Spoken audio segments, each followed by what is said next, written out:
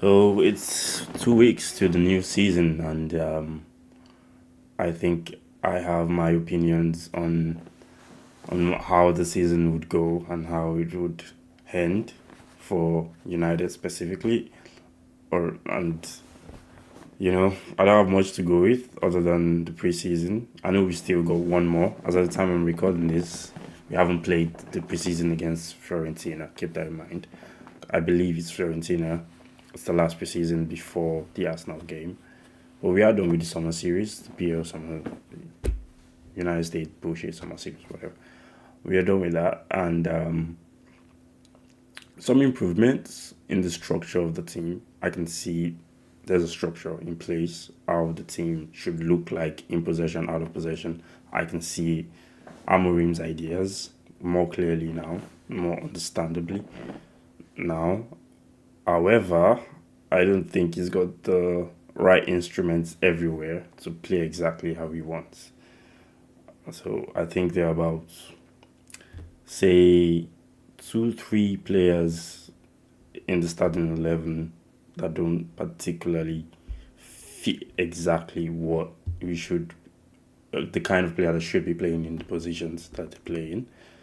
I think left centre back is a big problem because, Shaw, Shaw and Lisandro Martinez have proven to be unreliable with their injury records. And we've got Aiden Evan, I think is talented. I think could be a great centre back for years, but there's not enough of him right now to go and say, yeah, place all your trust in Aiden Evan. But he's an option, and I think long term he probably would be the starter in the team. I think he's got everything he needs to make that spot his. I think Aiden Evans is a great player. So left centre back is a question. Centre mid is a question. I don't know why we're still haggling on Sesko when I think centre mid is like the biggest problem in the team, in the squad. Because we need a supremely technical player that's also very physical. And that's a very rare breed of player. You're talking Yaya Toure kind of abilities or attributes when you're talking of supremely technical and beasts, physical, attributes. So I don't. I'm looking at the market. I don't see that there's that player, that world class player that fits into both attributes currently. You look at Chouameni. Madrid are not going to sell Chouameni. This, so it's not even realistic. But is he supremely technically gifted? Like, does he have what it takes to three touches out? You need that player that is slick and get the ball out from the build up, get the ball out and facilitate the attack. So I don't know who in world football is that good. And you think, okay, Hamorim had Yolmand. I'm hoping I'm pronouncing that correctly. Hjulmand, Yolmand. I'm hoping that's how it's pronounced. If it's not, I'm sorry. But is he world class? Would he translate well into the Premier League? I don't know. I'm looking at Kobe Minor and it's like, I don't think he can do it. I mean, he's got the technique, but I think he's also good at like close range. But I think he switches off defensively, and when there's a counter attack against us, it's like it's always the problem. It's like the one thing we've not sorted out is what happens when there's a counter attack. Because when you're playing yes, you have three centre backs and you're pushing high with three centre backs. It makes sense. Basically, all the top clubs do it. But the problem is there's no defensive midfielder that holds one spot to cover the area. And you say, okay, Ugarte could do that, but then Ugarte doesn't feel like he has the legs to cover the full pitch. He's younger than Casemiro, but I don't think I don't say his problem is the legs. I think his problem is the intelligence. The positioning to know where the danger is coming from, where to be, who to, call back. Defensive midfielders and need to be leaders because they have to read the game ahead and like, okay, you need to go there and cover that space because I can't do everything on my own. No player should be doing everything on their own. And we've got Bruno who's got legs and lungs for days, but again, the problem with Bruno is the discipline. If you ask Bruno to play in centre mid, I don't know. I've never found it in him to, rather than launch the ball forward, to just calm play down and restart, the build up. Because you see top teams do it all the time. Like Rodri, like like Rice for us now. They do it all the time. Like rather than that long 60 ball to the winger, running down the wings. A lot of the times they just like Gravenberch, they just stop, dictate the tempo. Like we are going to do what we want, how we want to do it. And I don't see that midfielder at United that dictates the tempo. That like, okay, guys, we are going to play exactly what we want to play, how we want to play. Pass the ball back, recycle possession.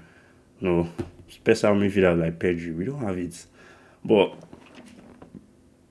again, the position is such that you might be supremely technically gifted. You might be Pedri, but if we asked Pedri to play in Amorim's 3-4-3 system, it won't make sense because Pedri does not have the defensive capabilities that he's looking for. People will look at me and say Pedri has one of the highest ball recoveries in Europe, blah blah blah. Yes, but he does that hop the pitch. You can't ask Pedri to start running on the counter. Like, how many times does he make that tackle? You know what I'm saying? So it's a very difficult situation because it's like there's a problem on the pitch, but like who is the player for the problem to fix the problem? It doesn't look like there's a player to fix the problem. So it's more on maybe getting the structure to work better, maybe training more on the structure and how to read the danger earlier, and keeping the ball. Not passing so many stupid passes. Especially Ugarte. If you watch the game against Everton, I was confused. Ugarte and Ahmad in the first half, like passes that don't make sense. They're making passes that don't make sense to me and very sloppy passes. Like it was just like beat the press. Like we just don't know how to beat the press. And if you can't beat the press in Premier League, which to me is the most physically intensive league, everybody's running. Teams like Bournemouth, Brighton, running at you. Like, what are you going to do if you can't beat the press? Like, you can't be a top club if, your players are scared of the ball, they can't pass out of danger. So I don't know. Like, you say off the ball long, but off the ball long to who? Højlund. Are you serious? Like, we are playing Arsenal first game of this week. Is like, what is the chances that Højlund's going to win area duels against Saliba and Gabriel? Many problems and yeah, that brings me to the last, the third position that I think United need a striker. And there's talks about Šeško. Šeško looks bigger than Højlund, stronger. It looks like a profile that could fit in. It looks like a physical monster, sure. However, like it looks also like a very deadly. Like he has a very deadly eye for goal. Like his shot power is incredible. But I don't know. Like he's also a young player. He's also a young player, and you are asking him to come into United and score 20 goals in this season, or at least 15 goals in this season. That's hard to do, and that's a lot of pressure to put on a 22-year-old. So because if you want to be top five or consistently challenging for league titles, you need a player that's going to score 20 goals. One player has to be the one that has to score 20 goals in a season. There's no team that has won the Premier League in the last, I don't know for how many years now, that won the Premier League with a player that didn't score at least 20 goals or 19 goals at the very least. So what are we talking about here? You can't just decide that Shesko is it. To me, Shesko is another project. I don't know, maybe that's what we are now. Project Club, maybe you should join us now. So I think we'll be better than last season. So let's start, my predictions for the season. Bear in mind I've said all of that. Let's start my predictions for the season. So 20th. Who do I think finishes last place this season? The Premier League is like so far ahead of the Championship. So, and I think the gap is only getting bigger when, clubs like Brighton are so freaking rich. Although they may not spend, as lavishly as the top six would, but every single club in the Premier League is probably richer than, let's say, the top, let's say, everybody else that is not PSG in the French league. And I mean that, like, genuinely mean that. I mean clubs like Crystal Palace, Fulham, probably richer than every other club that's not PSG in the French league, or is not in the top four of the French league currently. So the teams in the Premier League, we just keep getting better and keep buying up players. So I think the gap between the Premier League and Championship is quite large, and I think at least two of the teams coming from Championship are going back to where they came from, basically. So who would be the first team on my mind that finishes last? I think it's Leeds. I think Leeds finish last. They've got Daniel Fark as the manager, and people asking me why don't I pick Sunderland. I don't pick Sunderland because I think Sunderland have done an insane job at bringing in players, and they've brought in some Premier League players as well that might be able to keep them up. I don't think they stay up though. I think the three teams that came are the three teams going back. I'm just putting the order in which I think they will go back. So I think Leeds are bottom, Burnley are next, and Sunderland are here. Or it could be, this way. It could be this way. This could be the way it ends up. The reason I'm Leeds here is attacking Leeds are a very, like they have a very good attacking threat. They had a very good attacking threat in the last season in the Championship. But that doesn't really translate to the Premier League. And I think defensive strength, which is Burnley's biggest strength, translates more in the Premier League, which makes me think Burnley has the highest likelihood of staying up in the league. So we'll see how it goes, but this I just basically believe no matter how this last three goes, I think this is the last three. And if not these three, there's a Premier League team that would be in the dogfight to stay up next season. I think that team might be Wolves at 17.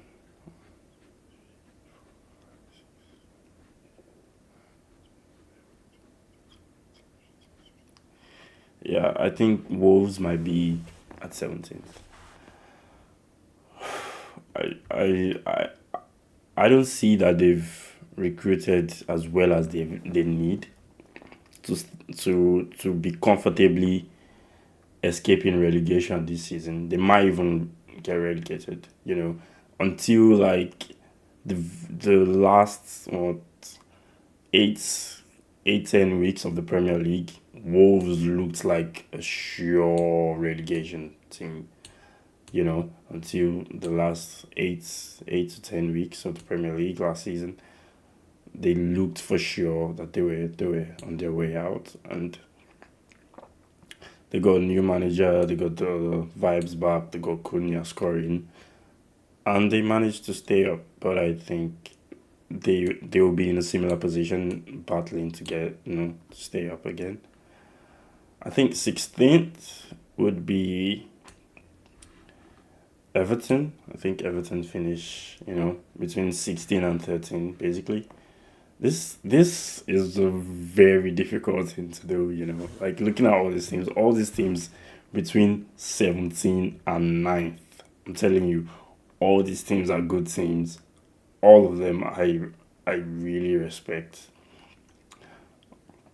So like doing this is just what I feel currently how it might go. And this is Everton that we drew to and I'm thinking they finished 16th.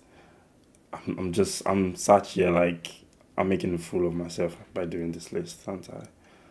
Well, let's keep going. 15th. Who do I think goes 15th?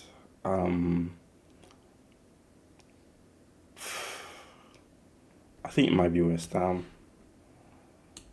West Ham at 15th. Yeah, it could be the other way around. Maybe it could be the other way around. Who knows? I think West Ham at 15th. So who's next? So we've got Crystal Palace, Brighton, Fulham, Brentford, Bournemouth. This is so hard. This is so hard to do. This is, oh my god. This is so hard to do. Do I think Crystal Palace finish ahead of Fulham or Brentford?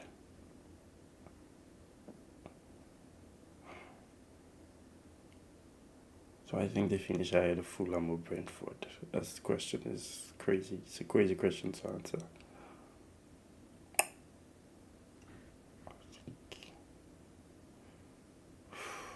You think like I've maybe had a long think about this before starting the video, but no, I'm just doing this off of my head right now, based on what I know about these clubs as of right now, and it's hard. It's very hard.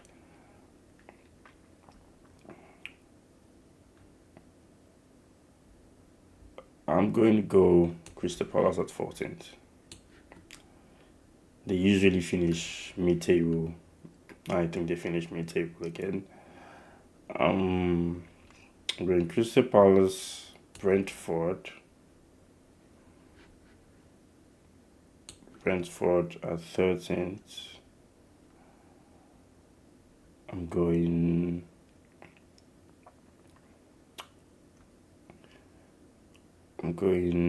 Bournemouth. Bournemouth at 12th.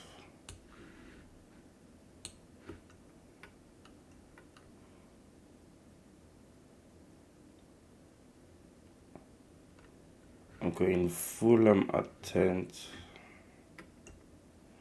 No, Fulham at 11th.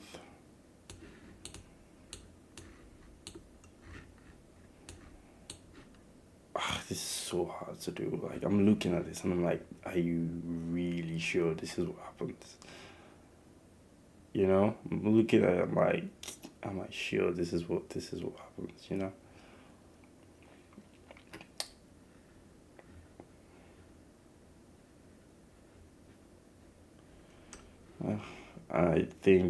I think Brighton or definitely to crack the top 10. The question is, Are they 10th or ninth? Do they go above Nottingham Forest? I think they do. So I'm going Nottingham Forest to finish a lot lower than they did last season. We're Nottingham Forest at 10th. And I'm going Brighton at ninth.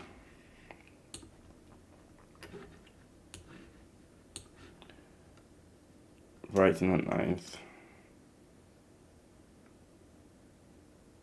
Now it's the top eight. Okay. Um, Man United, I feel we finish between 6 and 8 this season. If it's a good season, which I'm hoping it is, which is why this list is like this, because I'm hoping United can finish somewhere between 8th and 6th, at least fifth. If we get super lucky with some games, I think fifth is not a bad idea. Like I would take fifth from 15th, obviously. So so we got 8765 now. Off the top of my head, what I feel.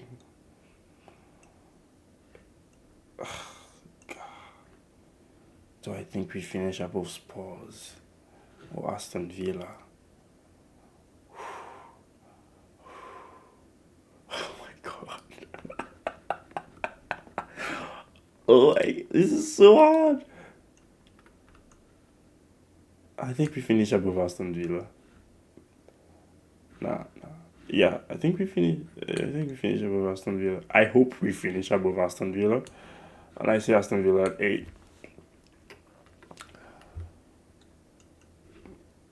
Or maybe Spurs at 8, Aston Villa at 7th. Spurs 7th. It's my dream world, guys. So in my dream world, we finished at least 6th. So it's my dream world, guys. We don't have, Champions League football. We don't have Europa League football. So we'll be a lot more rested this season, I guess. I hope it works because last season we heard Amorim complain about fixture congestion like a whole lot. He has said that he likes the squad being small. We don't need a big squad and stuff like that. So I hope it works. The camp looks really happy. The lads look really happy in preseason. So I just hope it works. I hope it clicks.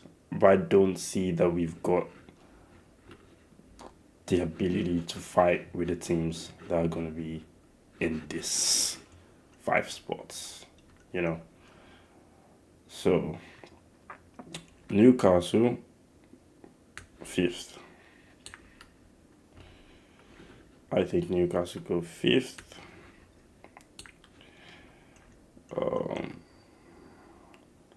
So it's Arsenal, Chelsea, Liverpool, Man City. This I know for sure how it's gonna end. Okay, I shouldn't say for sure. I don't hold a crystal ball or anything. But this I have thought of very much, and I think Arsenal finish 4th, guys. I think this season, the season that everybody thinks Arsenal as the striker and it's now go time. Arteta has no more excuses. It is time for him to win the league. I think finally he drops and he goes 4th. Because I think we're sleeping on Chelsea, and Chelsea, I think Chelsea has shown me in the Club World Cup that Maresca is a really good coach, and the players very dynamic. There's a lot Chelsea can do in terms of the structure of how they play. They can change the way they play week in, week out, that makes them a lot more unpredictable than Arsenal. I think Arsenal are toothless. When I watch Arsenal play, I think they're toothless. They play very controlled. It feels like a defense first mechanism where they want to keep the ball away from dangerous areas, keep the ball away from their opponents. They do that really well. They have this, inverted fullback, inverted wing back stuff going on. Timber plays as a third centre back. Lewis Skelly underlaps into midfield, plays as an extra midfielder, allows Rice to play as a box to box midfielder. All of that is great stuff, but it's not penetrating. It's not penetrating enough. I don't think they score as many goals as they need to be scoring. I just think they're toothless, you know. I think if you are able to like disrupt the control that they really need to play the way they want to play, then I think they lose a lot of the times, or they draw. Very drawish team Arsenal, if you ask me. And when they win, they don't win. They don't blow you out like City does. City wins by like 6-0, 5-0. Arsenal 2-0, 3-0. I would give anything to be Arsenal right now, but it's just a gut feeling that they don't do it. You know, it's like the feeling of the Arsenal. You know, it's now time for them, and then they don't. So Arsenal at fourth for me. Chelsea third. I think Chelsea finish very high up the table. I think they have an outside chance of actually being champions this season. So I think they finished third. And the two ugliest rubbish teams in the world. Um, Liverpool I respect, but I don't think they win the league this season. I mean, the transfer window, they got Florian Wirtz, they got Ekitike, they might be getting Alexander Isak. Which, mm, if if Isak leaves Newcastle, yeah, and Newcastle don't get Shesko, bear in mind this is the past and I don't know what will happen. But if Newcastle let Isak leave to Liverpool and they don't get Shesko, I don't think they finish top five. I don't think they make Champions League because like Isak is a lot of Newcastle's attacking output. I think this might be what happens. I think. Sorry, let me get this right. I think this might be what happens in that situation where United are the ones who get Sesko, Newcastle let Isak leave and then don't get Sesko. This is what happens. But if Isak stays, whether they get Sesko or not, I think this is what happens. Just bear in mind. Well, regardless of whether Liverpool get Isak or not, I don't think they win over City this year. I think City come back with a vengeance. I just continue to live my nightmares every day. I think City wins the league. This is me being completely objective about how the season goes. City first, champions. Liverpool, Chelsea, Arsenal, Newcastle, Champions League. United, at best, if we do play well, I think Europa League. And this could be Aston Villa, could be up and down, could be Aston Villa, or it could be Tottenham. I'm just favouring Tottenham. I don't know why. Because I haven't. Because I think I really like Tottenham's new manager, and I think he's got more about him that could push Tottenham ahead of clubs like Aston Villa. Aston Villa with Unai Emery as well. It's like, my God, Premier League is just so hard. Well, yeah, I mean, this is what I think. Yeah, Aston Villa in 8th, Brighton at 9th. I think Forest dropped down to 10th. I think Fulham 11th, Bournemouth 12th, Brentford 13th, Crystal Palace 14th, West Ham 15th, Everton 16th, Wolves 17th, Burnley, Sunderland, Leeds just go back to where they came from, basically. So yeah, let me know your thoughts.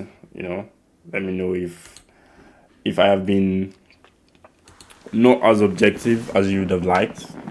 Maybe I've been too optimistic on United finishing sixth. Um, I could have been, because I'm looking at it and I'm thinking Aston Villa, I might have done them dirty there, you know. I might have done Aston Villa dirty. I think I might have done Bournemouth dirty at putting them at 12th as well. You know, Bournemouth are a really good team, but from preseason they've looked dodgy. Feels like they've sold a lot of their core players. They've sold basically the entire defense. Kerkez is at Liverpool now. Yutsins at Madrid. Zabangi is linked to PSG at the moment. Could be gone by the time this video is out, or by the time you ever come across this video. So it's a problem. It's a problem. It's a problem for them. They haven't recruited, to fix those positions as I think necessary. You know. So yeah, I think City win the league. I think I keep living in my nightmares season after season. You get used to it, I guess. Um, I think next season Foden is going to be back to his best. I think that's a prediction of mine. I think Phil Foden is going to be back to his best. I think I think Ryan Cherky for what 25 million euros is the craziest deal. Like I would do that deal 100 times out of 100 before doing the Florian Wirtz deal. That's just me. So yeah, so Ryan Cherky for 25 million euros or like 40 million euros, whatever. It's the craziest deal I've ever heard of. It's like, how do they keep doing this shit? Like, it shouldn't be allowed. It should. Oh my god. Omar Mamouche, Haaland. What like, Rodri, like, Bernardo Silva. Like, if City don't win the league, I don't know what to say. I don't think Liverpool's team is as good as Man City's. As simple as that. You know, it's like Cody Gakpo versus Ireland. Okay, you say Cody Gakpo is not gonna play striker. Okay, he's gonna play left wing. Cody Gakpo left wing versus Foden. Okay, that's a fair fight. But like, it's not like I don't think people would argue that. You could argue either way is that Foden is better than Cody Gakpo, and you could argue Cody Gakpo is better than Foden. So that's proportional. It's Florian Wirtz versus Omar Mamouche in center attack mid. My looks proportional, It's Salah versus Ryan Cherky. Salah wins, I guess. But nobody beats Haaland. And I think the way City play, like tactically, City just have the edge. To me, it doesn't matter who Liverpool play up front. Haaland is better. I mean, even if it's Alexander Isak, I think Haaland still wins that. So it's gonna be tough, for sure. Well, this is my honest opinion about how the season goes, and there will be another video where I talk about United, specifically about the tactical, visions and structure that I think United will be trying to implement against Arsenal. So that should be out before the Arsenal game in 2 weeks' time. So, but this is just me raw opinion about where the teams stand going into the next season and what teams will be where by the end of the season. So yeah, let me know what you think in the comments. If you think that I've shot myself in the foot a bit with that United prediction, let me know. If you think that I'm being over optimistic, let me know. If you think that I'm being sour, being too harsh, let me know as well. But yeah, I think Arsenal thoughts is gonna be staring the